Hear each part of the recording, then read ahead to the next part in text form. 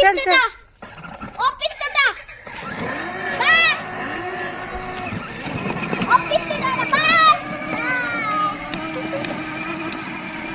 आपण जेव्हा या चिमुरड्याने एवढे होतो तेव्हा आपल्याला ऑफिस हे तरी काय माहित होतं का?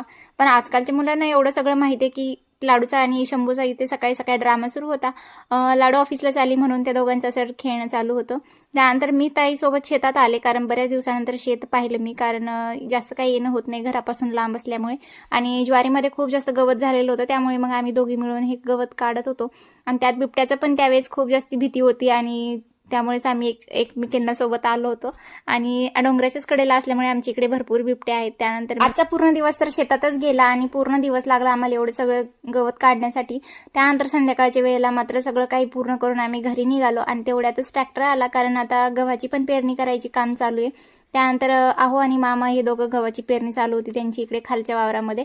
तर हा व्हिडिओ थोडासा लेट येतोय आता तर गहू पण उगवून आलाय, तर हा व्हिडिओ लेट आल्यामुळे मग तुम्हाला थोडंसं लेट येतोय, कारण गव्हाची पेरणी तर होऊन गेलेली आहे, भरपूर दिवस झाले. कधीतरी असं निवांत शेतात काम करायला खूप मन रमून जातं आणि आज माझा दिवस कुठून कसा गेला काही समजलं नाही. त्यानंतर संध्याकाळच्या वेळेला घरी निघालो. चला